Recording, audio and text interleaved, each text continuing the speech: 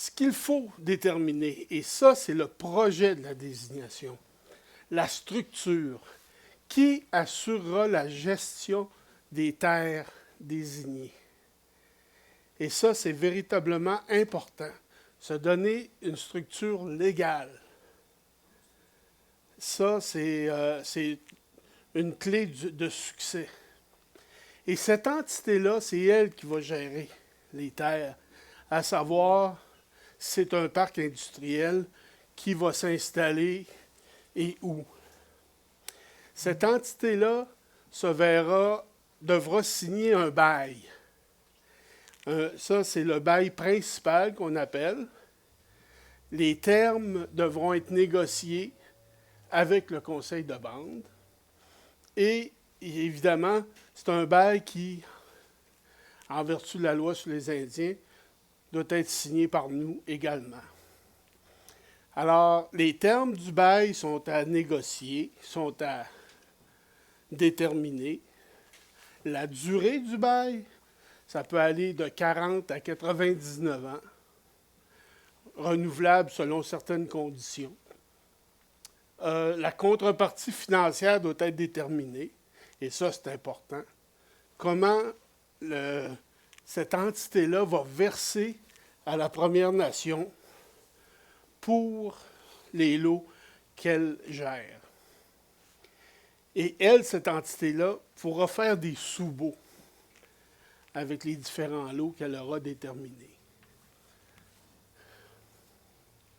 Et évidemment, il y a tout l'aspect environnemental, l'évaluation environnementale de site où c'est quelque chose de passablement gros, il peut y avoir une évaluation environnementale sous la LCE.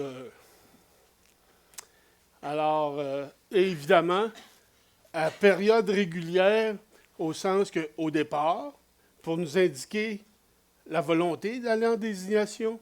Après ça, juste avant, pour faire un référendum. Et à la fin, si le référendum est positif, c'est tout simplement de demander au ministre d'accepter la désignation, de désigner ces terres-là. Alors, ça prend 3 résolutions de conseil de bande. Ici, on est dans un point très important. L'élaboration de documents d'information aux membres de la Première Nation. Alors, ça décrit le projet, ça décrit évidemment les avantages du projet que retire la Première Nation. Ça peut contenir le bail ou les éléments importants du bail. On n'est pas obligé de mettre dans l'ensemble des documents le bail en tant que tel, mais ses informations clés.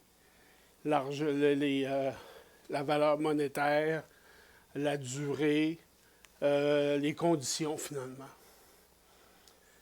Ça, c'est très important parce que chaque membre recevra ce document-là. Évidemment, il y a une séance d'information publique qui doit être tenue. Des fois, il y en a 2, dépendamment du nombre de membres. Et, important, il y a un référendum. Et à partir de demain, 1er mars, c'est un référendum simple. Parce qu'avant, il fallait qu'il soit à double majorité, mais maintenant, c'est la majorité des électeurs. Alors, c'est véritablement une amélioration, parce que souvent, on ne rencontrait pas la première condition, qui était un nombre suffisant d'électeurs qui allaient voter. Et l'autre condition, bien évidemment, c'était si les gens étaient favorables ou non. Alors, il y avait des gens qui pouvaient être favorables, mais il n'y avait pas assez d'électeurs. Il fallait faire un 2e référendum. Alors là, maintenant, c'est une majorité d'électeurs qui se prononcent pour le projet ou contre. En finale, c'est l'approbation par le ministre, par arrêté ministériel. Un projet, on n'a jamais fait au Québec, mais ce qu'on nous dit, nos collègues ailleurs au Canada, on estime de 6 à 8 mois et des fois 1 an, un projet de désignation. Alors, ce n'est pas quelque chose qu'on se retourne sur un 25 cents. Et ça, c'est à retenir. Parce qu'à un moment donné, c'est là que les gens reculent. Les avantages maintenant. Et je vais vous dire, c'est le premier avantage. Ça permet l'aménagement et le zonage des terres de réserve.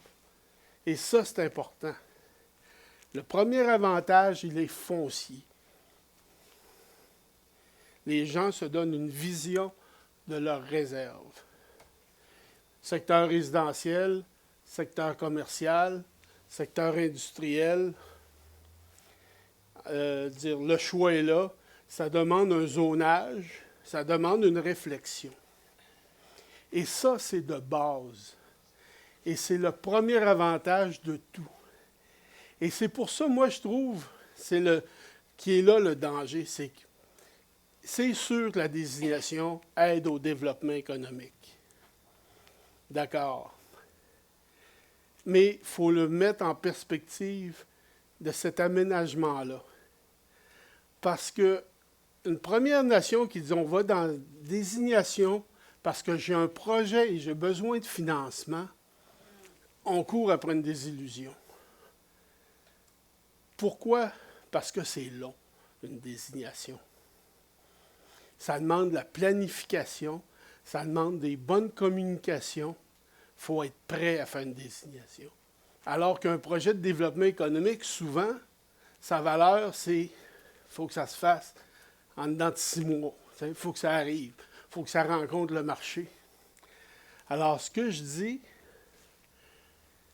faites-vous une bonne planification, désignez les terres et après, on pourra parler de projet de développement économique.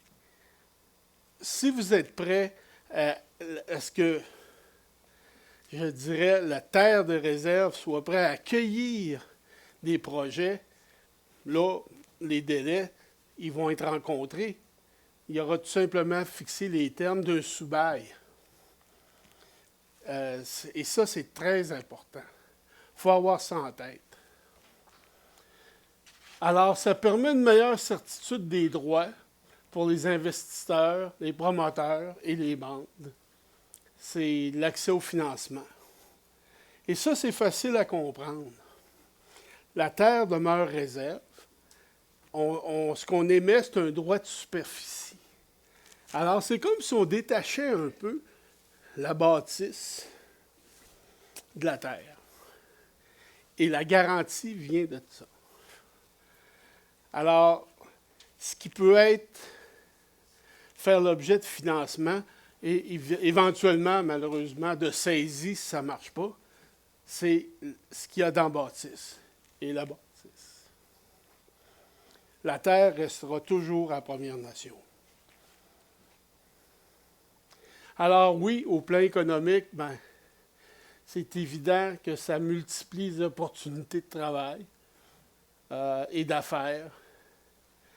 On peut accorder des droits exclusifs pour un lot. Et ça peut être cessible. Autrement dit, à un moment donné, il y a quelqu'un sur une terre désignée, une entreprise, qui n'a pas un bon comportement corporatif. Bien, c'est marqué dans le bail. Bonjour, merci, bonsoir. Nous, ce n'est pas ça qu'on veut comme entreprise. Est-ce qu'il y en a un autre qui peut prendre sa place? C'est ça que ça veut dire, dans les faits. Alors, la désignation est valide si elle est faite à la couronne fédérale. C'est théorique dans le sens qu'elle revient à la couronne, sauf que la terre, comme je l'ai dit, elle demeure. Mais ça nous permet de dissocier le droit de superficie et de la terre. C'est sanctionné par les électeurs. C'est sûr, c'est une campagne référendaire, donc il y aura toujours du monde pour oui et il y aura toujours du monde pour non. C'est aux promoteurs, c'est au conseil de vente de faire une bonne campagne de publicité. Et il faut qu'elle soit acceptée par le ministre. Mais évidemment, c'est adopté par référendum. Je ne vois pas pourquoi qu'un ministre dirait non à quelque chose de ce genre-là. Pour réussir, c'est de la planification. Pensez désignation et après, pensez projet de développement économique et non l'inverse. Vous allez vous rendre un service à vous-même. Parce que c'est tellement lourd et exigeant, je ne le cache pas, si vous avez vu toutes les étapes, qu'on ne peut pas rencontrer le marché si la terre n'est pas désignée.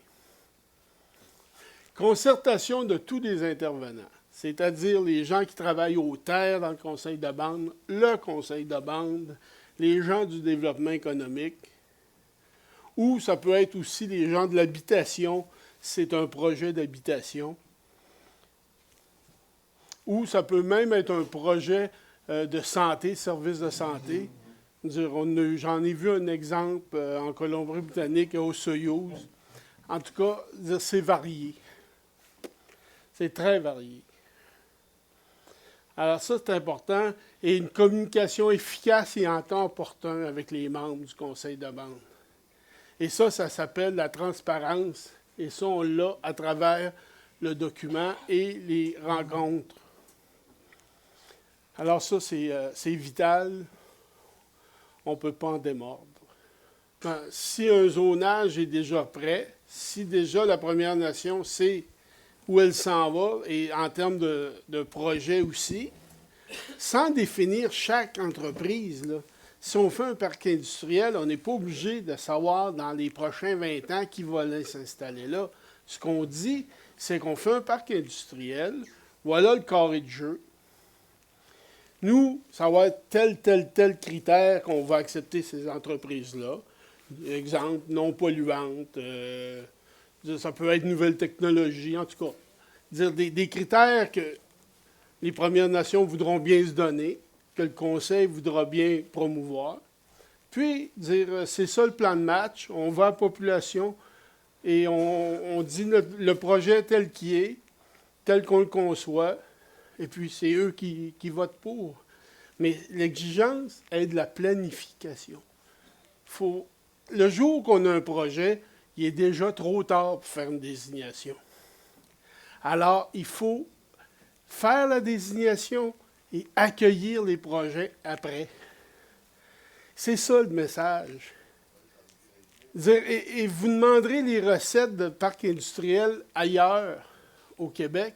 C'est ce qu'ils vont vous dire, c'est de préparer le terrain, c'est le cas de le dire, à accueillir des entreprises ou des habitations, mais il faut le préparer, il faut le voir avant qu'il existe.